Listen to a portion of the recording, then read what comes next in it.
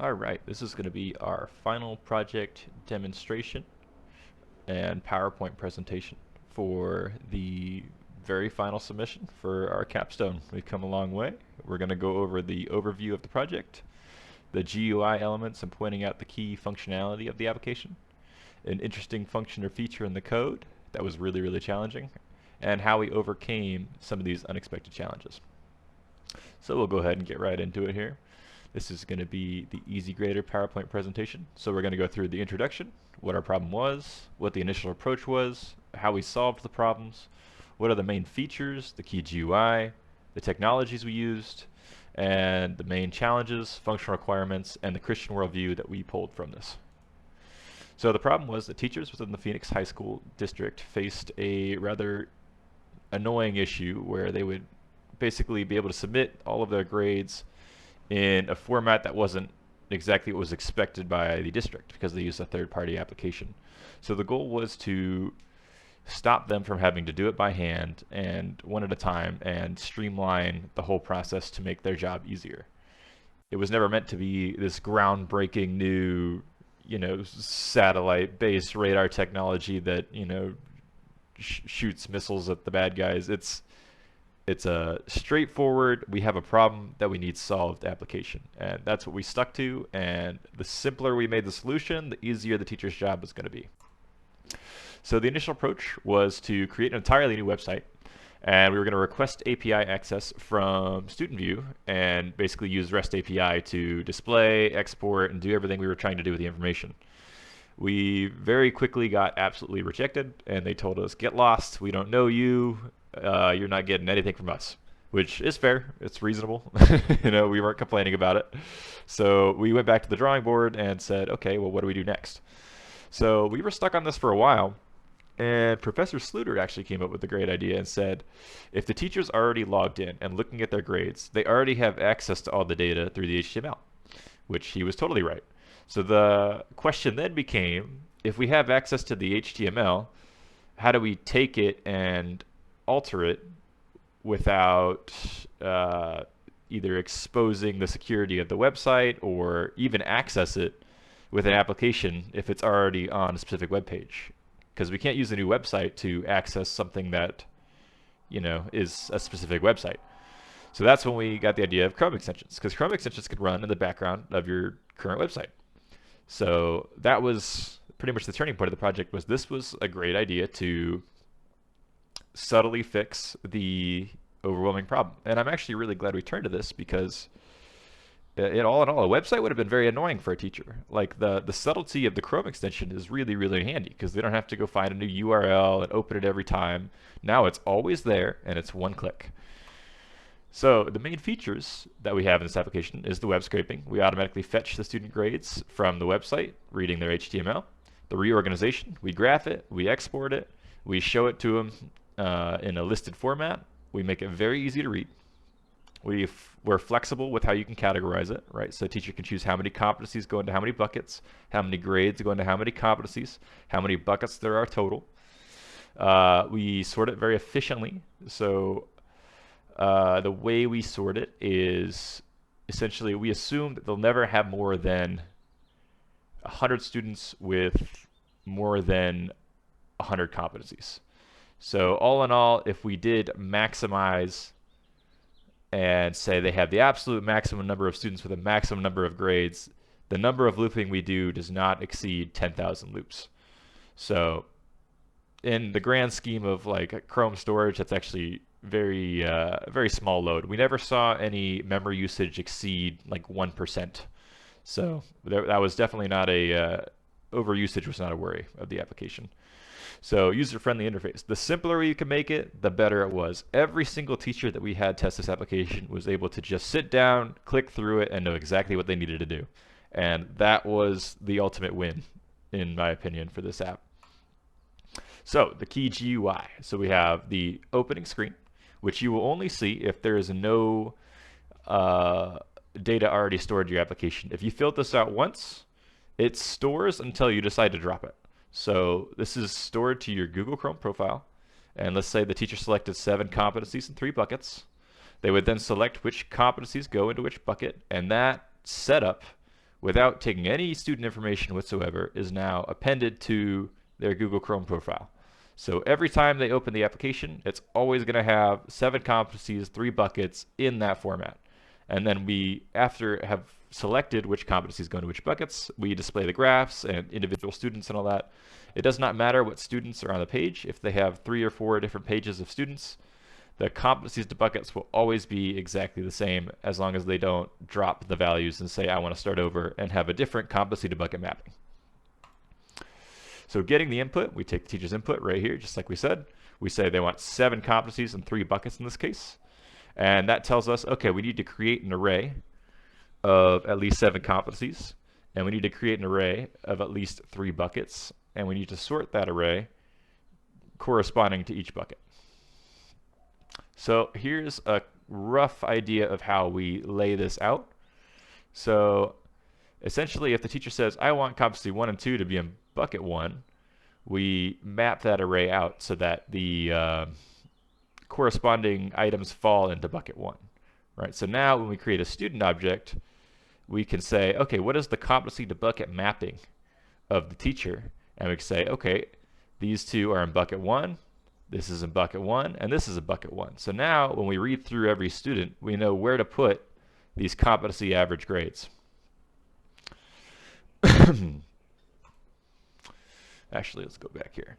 So the other thing to remember is this became a very complex issue because the bucket list, so the number of buckets that we have, is multiple arrays.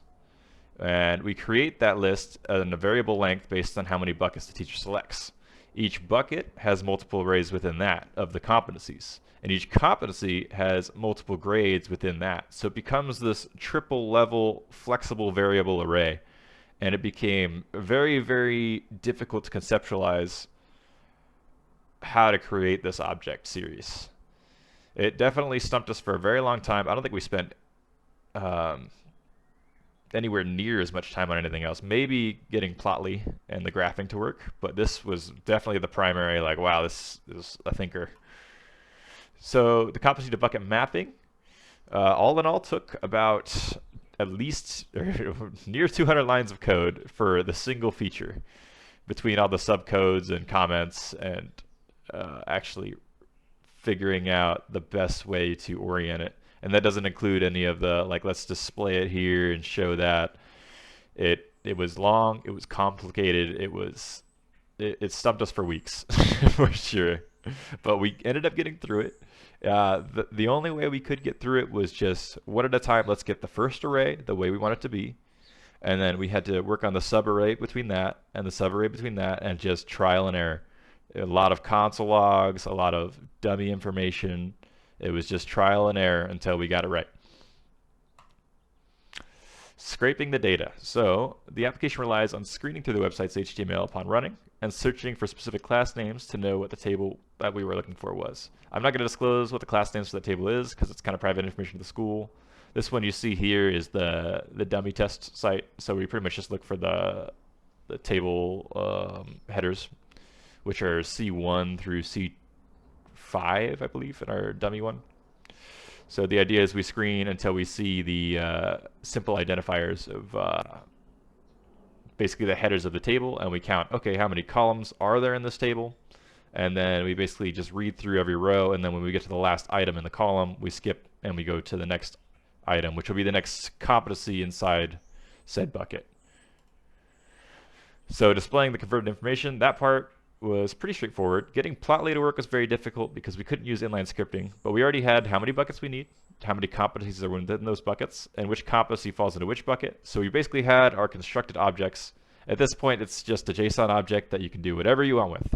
And we could display it, export it, you name it. Everything was pretty straightforward from there on out. So what kind of technologies do we use? So the Google Chrome extension, of course, we went through that. The Visual Studio Code, that was what we used to develop everything. It was super handy for organizing things into views and CSS and scripts and all that fun stuff. Plotly took a minute to get figured out, but once we understood how to incorporate Plotly without using inline scripting, it was fairly straightforward. It did a lot of the heavy lifting for us. It was very intuitive.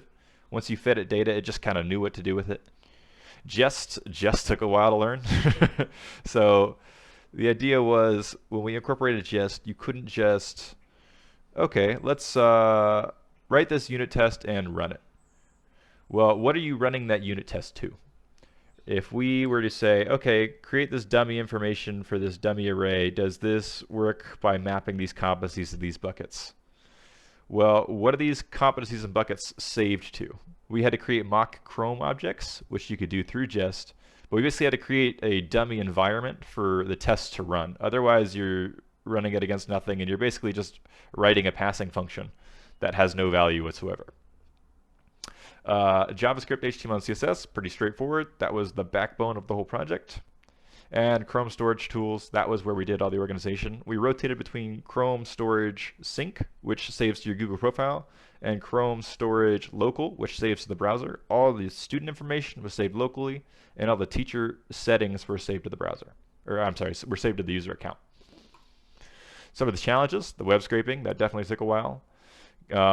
Figuring out how we were going to search through the columns efficiently and append to objects. That was difficult to visualize at first, and that was kind of one of those things you kind of had to run into it and mess around with it until you got an understanding of, okay, this is how this technology works, and this is what we need to do to get what we want out of it. Plotly took forever because I ran down the wrong idea of trying to do it through Express or a separate client, which ended up being a huge stump issue because you couldn't basically run it that way without doing inline scripts. So what we ended up having to do was take the entire Plotly library and incorporate it into the project, and then call that plotly.js script in our code. Chrome Web Storage approval, or the Web Store approval, that was difficult because they like to turn people down. It was a lot of like, oh, hey, this is wrong. Oh, hey, that's wrong. Oh, hey, you need to fix this. This unit test doesn't functionally proper and test the right thing. And it was almost like a code review of getting like picked apart, like, hey, you need to look at the way you did this. Is this actually doing what you want it to do? And in that sense, it was very helpful. But it was tedious above all else. It was a lot of bouncing back and forth and just patience of, are we getting where we need to go? The UI design, that felt pretty easy. It was a lot of fun kind of making it the theme we want. I really like the lilac colors and on the white background. I always kind of add that into any websites I make. It feels like my stamp on things. Testing and quality assurance, that was getting all the Jest and things up and running and the Chrome mock objects. The client collaboration, that was pretty difficult because clients don't know what they want, and getting them to be very specific to what they want can be more difficult than words can describe. But with trial and error and a bunch of versioning, we got there. So the functional requirements, so we got 96% of our functional requirements. 2 of them, in the end, I kind of just deemed to be something either not worth adding or poor planning at the beginning, essentially. It was something that, how to describe it? In the end, it wouldn't make sense to really add. It would be just an extra thing to click through or kind of in the way, because a lot of I believe both those features would have been easier to just complete in Excel. And once you were able to export to Excel, it was like, who would want to do this in the application when they could just do it in Excel? The non-functional requirement was all about usability, and that was straightforward, super easy. So across the board, we did really good on submitting what we said we were going to submit. We created what we said we were going to create. We accomplished what we said we were going to do.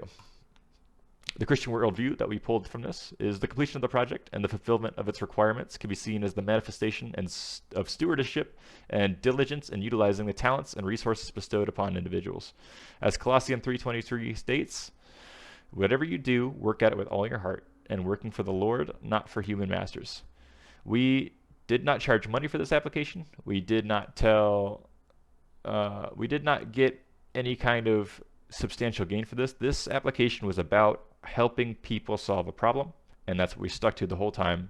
We solved their problem, we put them in a better spot, and seeing the thankfulness and the positive reviews is more than reward for me. This is it is a game changer, and I wholeheartedly expect to continue doing things like this in the future for people. If I could do it for free every time, I absolutely would. And that's all she wrote. That's our final submission for our capstone. Thank you for a great quarter, and we will catch you guys next time around.